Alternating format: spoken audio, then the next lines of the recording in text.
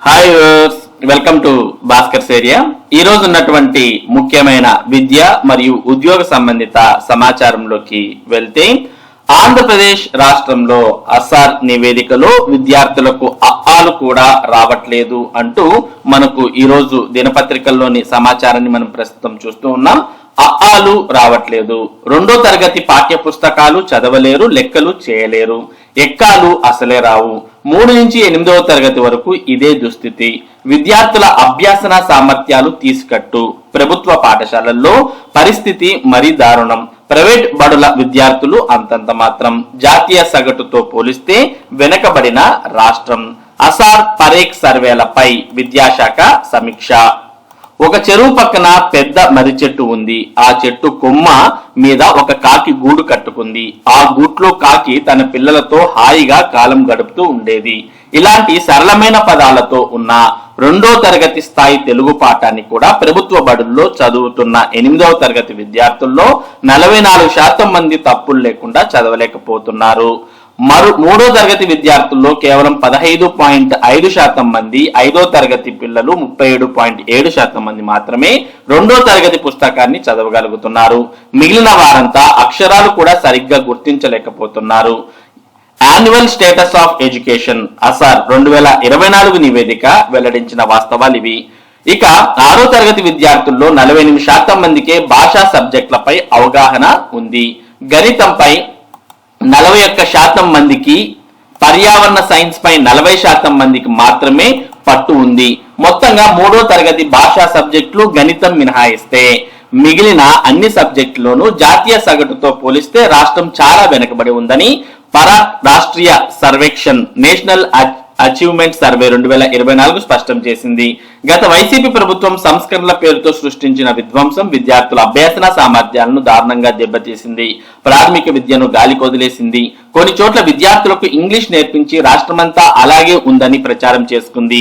ఇప్పుడు జాతీయ సర్వే నివేదికలతో అసలు విషయం వెలుగులోకి వచ్చింది. ఈ సర్వేలకు సమీక్షించిన పాఠశాల విద్యాశాఖ లోపాలను గుర్తించి వాటిని అధిగమించేందుకు సిద్ధమైంది.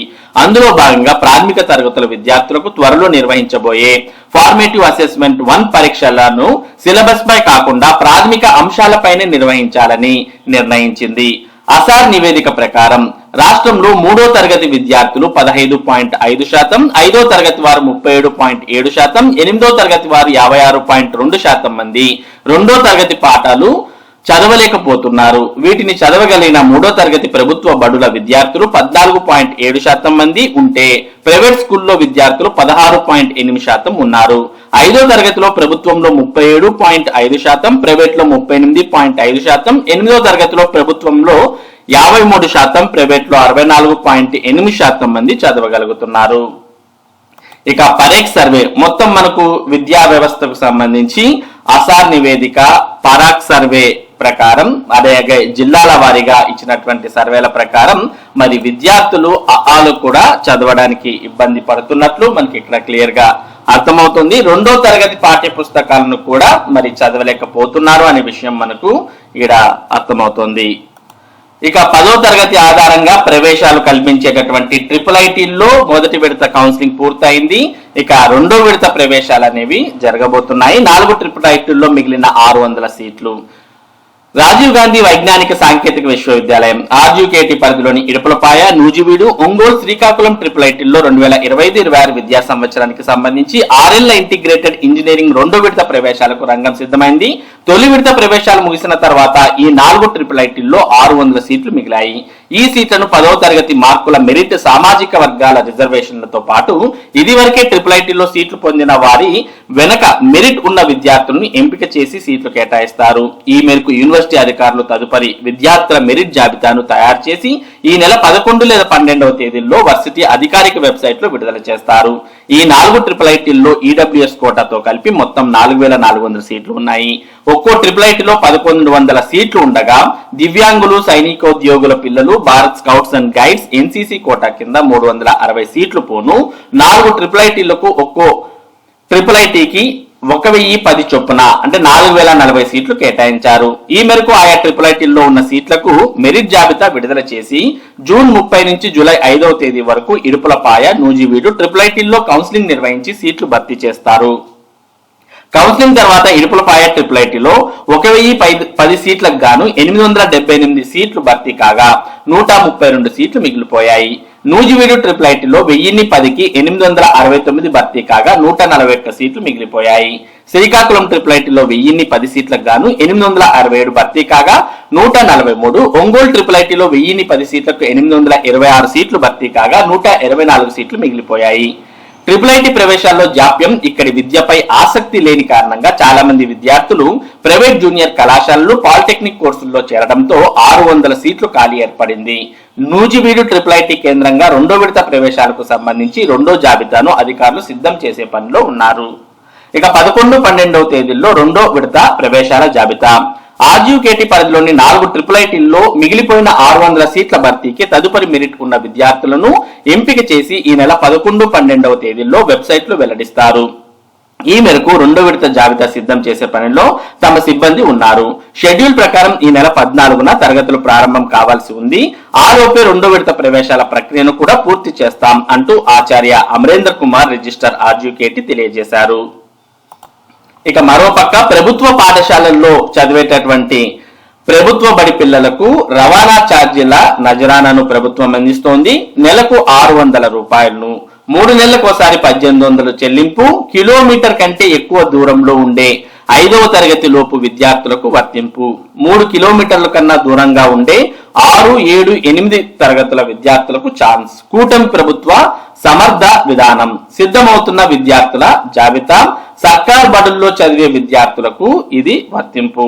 ఆగస్టులో రవాణా ఛార్జీల చెల్లింపు. కాబట్టి ప్రభుత్వ పాఠశాలలో చదివేటటువంటి విద్యార్థులకు ప్రభుత్వం రవాణా ఛార్జీని కూడా అందిస్తున్న విషయాన్ని మనం చూడవచ్చు. ఇక ఆంధ్రప్రదేశ్ రాష్ట్రంలో ఇంజనీరింగ్ ప్రవేశాలకు నోటిఫికేషన్ విడుదల చేసింది. నేటి నుంచి ఫీజు చెల్లింపు, రిజిస్ట్రేషన్లు. 13 నుంచి 18 వరకు వెబ్ కౌన్సిలింగ్. ఇంజనీరింగ్ కళాశాలలు, ప్రభుత్వ యూనివర్సిటీల్లో ఇంజనీరింగ్ కోర్సుల ప్రవేశం కోసం సాంకేతిక విద్యాశాఖ ఆదివారం నోటిఫికేషన్ జారీ చేసింది. విద్యార్థులు ఈ నెల 7 నుంచి 16వ తేదీ వరకు రిజిస్ట్రేషన్లు చేసుకుని కౌన్సిలింగ్ కోసం ఫీజు చెల్లించాల్సి ఉంటుంది. ఈ నెల 17 వరకు విద్యార్థులు అప్లోడ్ చేసిన సర్టిఫికెట్లు ఆన్లైన్ లో పరిశీలన జరుగుతుందని, 13 నుంచి 18వ తేదీ వరకు వెబ్ కౌన్సిలింగ్ లో ఆప్షన్స్ ఇచ్చుకునే అవకాశం ఇచ్చారు. వెబ్ ఆప్షన్లు మార్చుకునే అవకాశాన్ని ఈ నెల 19వ తేదీకి కేటాయించారు. విద్యార్థులకు ఈ నెల 22న సీట్లు కేటాయిస్తారు. అనంతరం వారు 23న తమకు సీట్లు వచ్చిన కళాశాలల్లో రిపోర్ట్ చేయాల్సి ఉంటుందని నోటిఫికేషన్ లో అధికారులు స్పష్టంగా పేర్కొన్నారు. కాబట్టి ఎవరైతే ఇంజనీరింగ్ ప్రవేశం కోసం ఎదురు చూస్తున్నటువంటి విద్యార్థులు ఉన్నారో వారంతా ఈ షెడ్యూల్ ని గమనించాల్సిన అవసరం ఉంది. ఇక ఇన్స్పైర్ చేద్దాం రండి అంటూ మనం ఇన్స్పైర్ కు సంబంధించిన సమాచారం చూస్తూ ఉన్నాం. రిజిస్ట్రేషన్ సులువు. ఆసక్తి ఉన్న వారి వివరాలను www.inspireawards.dst.gov.in అనే వెబ్సైట్ లో నమోదు చేసుకోవాలి. పాఠశాల అథారిటీ ఐచ్ఛికంతో 1 టైం రిజిస్ట్రేషన్ చేసిన అనంతరం విద్యాలయం వివరాలు పొందుపరచాలి. విద్యాశాఖ ఆమోదం లభించాక email, user ID, link, password సహాయంతో ప్రాజెక్ట్ వివరాలు పొందుపరచాలి. ప్రాజెక్ట్ రైటప్, చిత్రాలు లేదా 300 పదాలకు మించకుండా వివరణను అప్లోడ్ చేయాలి. నామినేషన్ గడువు సెప్టెంబర్ 15. కాబట్టి మరి విద్యార్థులు ఎవరైతే ప్రభుత్వ పాఠశాలలో చదువుతున్నటువంటి విద్యార్థులు ఉన్నారో అటువంటి వారంతా కూడా వారు చేసినటువంటి ప్రాజెక్ట్ ను ఇన్స్పైర్ అనే ఈ వెబ్సైట్ లో రిజిస్ట్రేషన్ చేసుకోవాల్సిన అవసరం ఉంటుంది. ఇక జూలై 10వ తేదీన జరగబోయే మెగా పేరెంట్స్ టీచర్ మీటింగ్ 2.0లో ప్రతి విద్యార్థి అమ్మ పేరుతో మొక్క నాటాలి అంటూ ఇక్కడ భీమవరం కలెక్టర్ పేర్కొనడం చూస్తూ ఉన్నాం. జిల్లాలోని అన్ని ప్రభుత్వ, ప్రైవేట్ పాఠశాలల్లో ఈ నెల 10న నిర్వహించే మెగా పేరెంట్స్ టీచర్స్ మీట్ ను విజయవంతం చేయాలని కలెక్టర్ నాగరాణి ఆదేశించారు. ఎస్పీ నయీం అస్మి, జేసీ రాహుల్ కుమార్ రెడ్డి మరి తదితరులు ఈ కార్యక్రమంలో పాల్గొన్నారు. మరి గూగుల్ మీట్ నిర్వహించి సంబంధిత శాఖాధికారులతో సమీక్షించారు. ప్రతి విద్యార్థి వారి తల్లి పేరుతో మొక్క నాటేలా చూడాలని తెలిపారు. కలెక్టరేట్ లో సోమవారం ఉదయం 10 నుంచి 1:30 వరకు ప్రజా ఫిర్యాదుల పరిష్కార వ్యవస్థ కొనసాగుతుందని కలెక్టర్ నాగరాణి తెలిపారు. మరోపక్క ప్రభుత్వ ఉద్యోగుల సమైక్య అధ్యక్షుడు వెంకట్రామరెడ్డి ఉద్యోగులు పూర్తిగా మోసపోయారు, ఐఆర్ లేదు, పిఆర్సీ ఊసే లేదు అంటూ పేర్కొనడాన్ని కూడా చూస్తూ ఉన్నాం. కూటమి పాలనలో ఉద్యోగులు పూర్తిగా మోసపోయారని, వారికి ఇచ్చిన 9 హామీల్లో ఒకటి కూడా అమలు చేయలేదని రాష్ట్ర ప్రభుత్వ సమైక్య అధ్యక్షుడు, రాష్ట్ర సచివాలయ ఉద్యోగుల సంఘం అధ్యక్షుడు వెంకటరామరెడ్డి ఆందోళన వ్యక్తం చేశారు. ఆదివారం తాడేపల్లి ప్రెస్ క్లబ్ లో మీడియాతో ఆయన మాట్లాడుతూ, కూటమి అధికారం చేపట్టాక ఇప్పటి వరకు ఉద్యోగుల సమస్యలపై చర్చించేందుకు ఒక్కసారి కూడా జాయింట్ స్టాఫ్ కౌన్సిల్ సమావేశం నిర్వహించలేదని అన్నారు. గత ముఖ్యమంత్రి వైఎస్ జగన్ ఉద్యోగులు చాలా గౌరవంగా చూసేవారని గుర్తు చేశారు. ఇప్పుడు వారిని హీనాతిహీనంగా దొంగల్లా చూస్తున్నారని ఆవేదన వ్యక్తం చేశారు. గ్రామ వార్డు సచివాలయ ఉద్యోగులను వాలంటీర్లు మాదిరిగా ఇంటింటికి తిప్పుతూ పని చేస్తున్నారని, అంత పని చేయించుకుని ఐవీఆర్ఎస్ సర్వే పేరుతో ఘోరంగా అవమానిస్తున్నారని తెలిపారు. పోలీసులపై కౌంటర్ కేసులు పెట్టి వేధిస్తున్నారని, డీజీ స్థాయి అధికారులతో సహా అనేక మంది పోలీసులను అరెస్ట్ చేయడం ఏమిటని ప్రశ్నించారు. ఇప్పుడు చేస్తున్న పనులకు ప్రభుత్వం మారితే సగం మంది పోలీసులు జైలుకు పోవాల్సిన పరిస్థితి ఉంటుందేమోనని ఆందోళన వ్యక్తం చేశారు.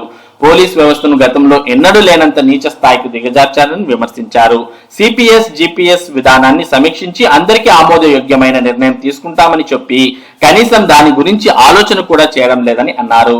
మెరుగైన పీఆర్సీ ఇస్తామని ఇవ్వలేదని, గత ప్రభుత్వం నియమించిన పీఆర్సీ కమిషన్ రాజీనామా చేస్తే ఆ స్థానంలో కొత్త పీఆర్సీ కమిషన్ ను నియమించలేదని చెప్పారు.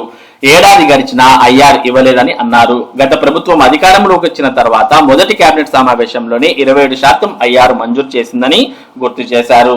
1వ తేదీనే జీతాలు ఇస్తామని చెప్పి ఇవ్వడం లేదని వాపోయారు. ఉద్యోగులకు ఇవ్వాల్సిన 22,000 కోట్ల బకాయిలను పట్టించుకోవడం లేదని, పెన్షనర్లు సమస్యల పరిష్కారం కోసం కార్పొరేషన్ ఏర్పాటు చేస్తామని చేయలేదని అన్నారు.